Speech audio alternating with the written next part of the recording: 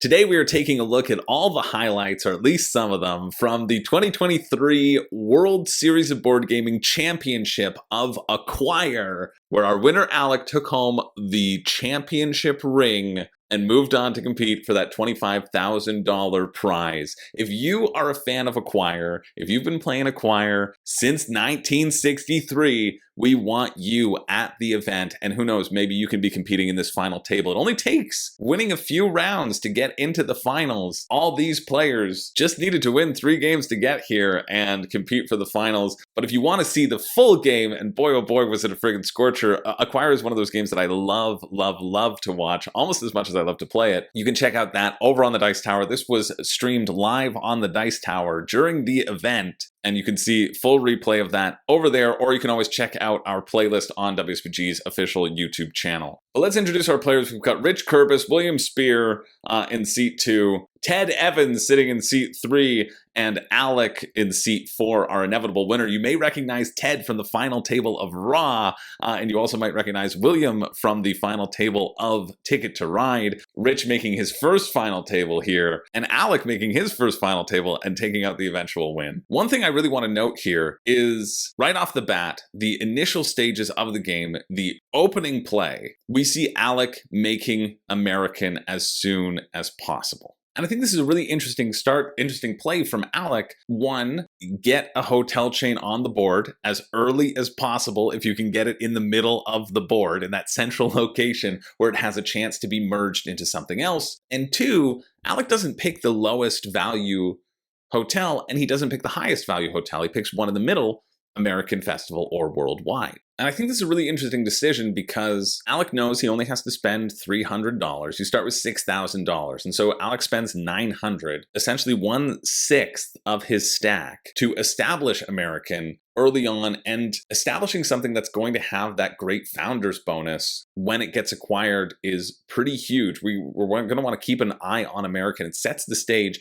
and it also makes it a little bit harder for people to buy in. You don't often see people going right away into Continental or Imperial, because it just costs you too much money, right? You have to spend $1,200 essentially on establishing things. And so Alec wants there to be some people who want to buy in, who have a stake in moving American up, but he doesn't want to have to blow his whole stack, and he wants to earn a lot more money, a little bit more money than he would if he was going into Saxon or Tower. We also see a really great response from Ted, who immediately creates Imperial, therefore making a battle with whoever can draw these tiles first, or who can expand the other one. It then becomes a game not about expanding your own empire, but expanding the other empire so that they can acquire you. That is the goal of the game, to be acquired in those first initial stages.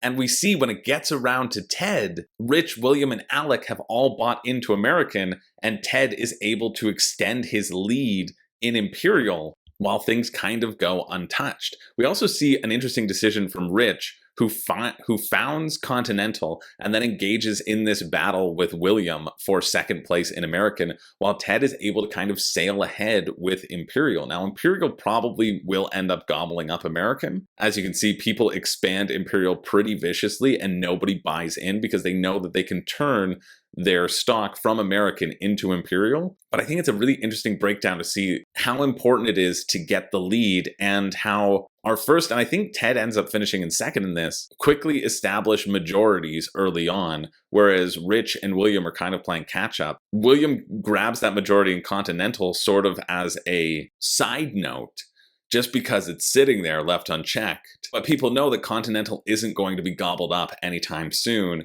and so they're not paying attention to it. The battle that happens is created around American and Imperial because they know that that's going to be gobbled up, and that's how they're going to get that cash infusion moving forward. But I think it's a really interesting strategy from then Ted to build a smaller version as he sees that Imperial is getting larger and larger. Ted makes a really great decision down here to invest in Worldwide, hoping that Imperial eventually gobbles up Worldwide. That's how Ted can get his cash infusion, since he knows people are wanting Imperial to be larger now. He sees the tide and kind of goes in the other direction. But Alec getting ahead and focusing so much on that American and keeping that cash going into American is very huge, because you know, especially when it gets to this size, it's almost a guarantee that American is going to be fused at some point. Now, the tough thing about Acquire is that still there are only 2 connection points. As far as you expand this, there are still only 2 connection points, and it depends on who draws those connection points can decide when that connection happens.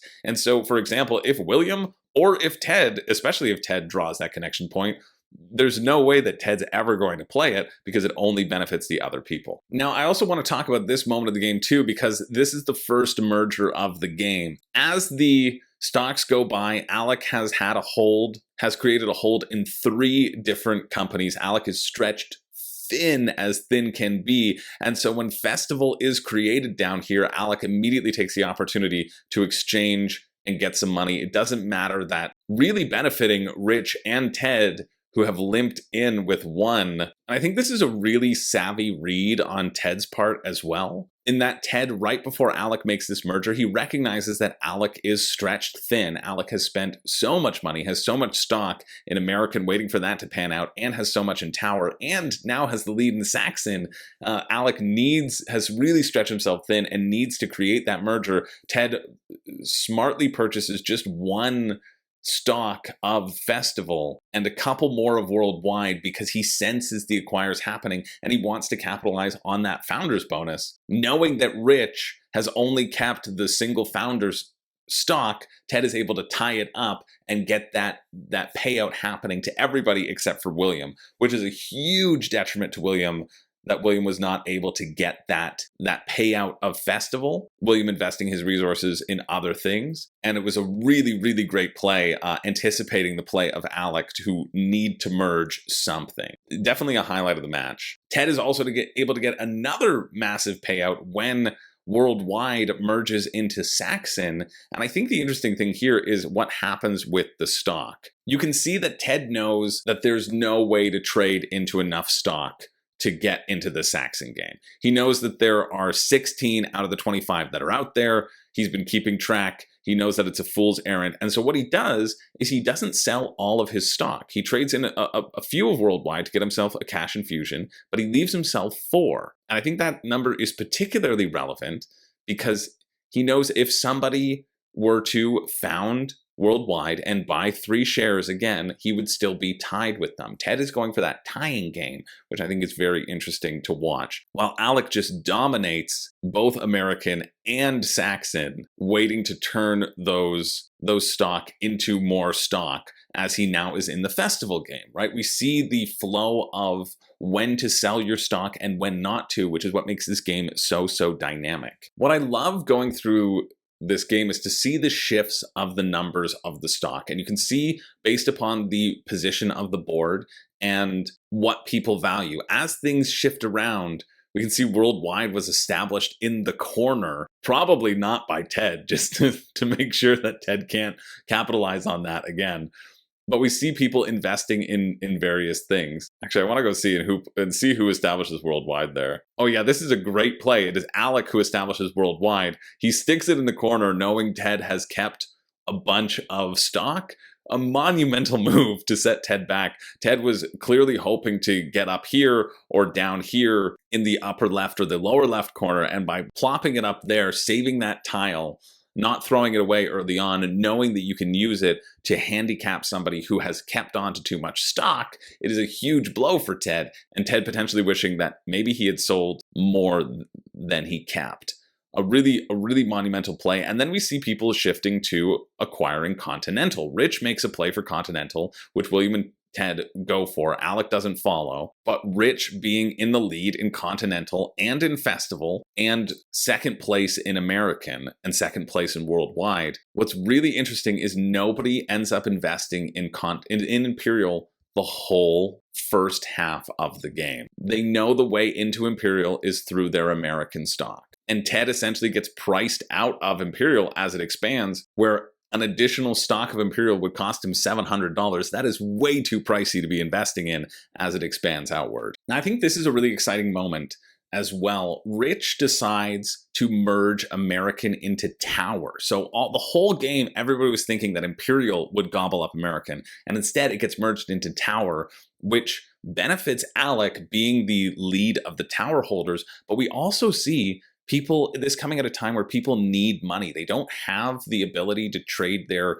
sizable American into more tower stock to make a play for that competition. Ted is the only one who's second in tower, so he's not going to be able to jump over Alec in that way. And we see Rich make the decision, who makes the merger because he needs that cash infusion. He gives Alec the bonus of American, and then he keeps all 8 of his stock, only to have Alec keep 9 American, making sure that he is still in the lead so that American can be re-merged and he can get that little bump and then trade it into something more beneficial, because Alec doesn't need to trade it into tower. He knows he's sitting pretty, and he knows that tower is now growing stronger. This being merged into tower and seeing tower then expand is a pivotal move of the game, because it makes tower a behemoth that could acquire Continental, when we thought Ted might be the one to get that huge payout at the end of potentially $12,000. And as we move forward throughout the game, we see then tower gobbles up Continental, allowing Ted to take the lead in tower and push forward in that. And so it actually plays back, again, focusing on that play between Ted and Alec and the competition happening. But Rich has made some real strong plays here to get himself back in the game.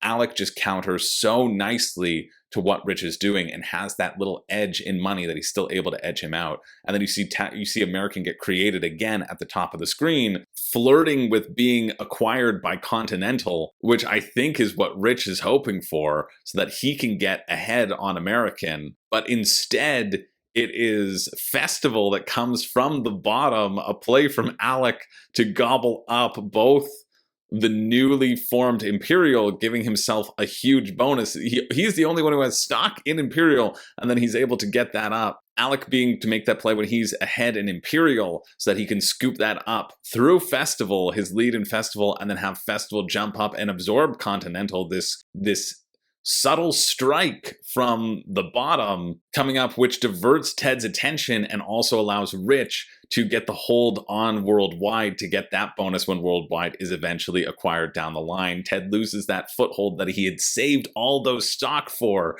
going back to that middle of the game, which eventually makes a pretty huge difference in Ted's game as well, enabling Rich to really soar ahead. That's a key acquisition from Rich, making sure that Rich gets ahead in that Worldwide. And Rich also making a huge conversion here from his Continental into Festival as well, being able to scoop up the lead in Festival. Ted's still having the lead in Tower, but I think it's that Worldwide decision that really hits. And Alec maintaining a solid second, and first in 4 different stock is pretty huge, which helps contribute to his victory. And so Rich does make a huge comeback because of some of these plays, getting to 47,000. It's not enough to hit the 56,000 that Alec's able to get. Ted being locked out in that Imperial fight for so early on, and then losing a couple key things, also with Festival being the one to gobble everything up and Tower not gobbling it up, makes Ted only get 36,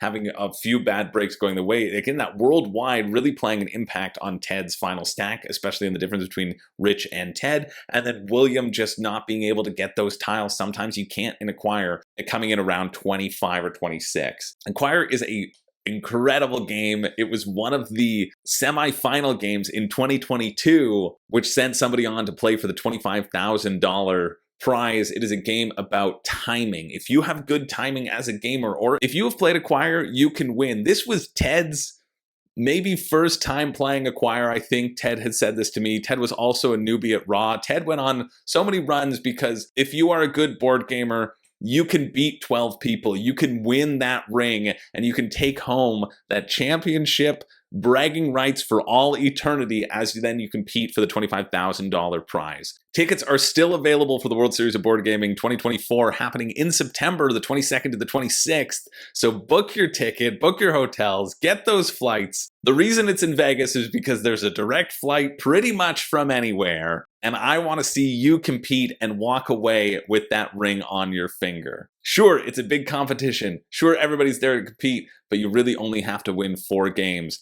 to get your ticket to play for $25,000. That's it. If you've ever gone on a winning streak of 4 games, you have a chance to compete in the World Series, and we want to see you there as we take a look at all the highlights from the 2023 World Series Championship, and we get ready for even more competition in 2024. Thank you so much for watching. My name is Chris George, and on behalf of all of us here at the World Series of Board Gaming, what are you waiting for? It's time to get in the game. Book your tickets now at WSBGVegas.com.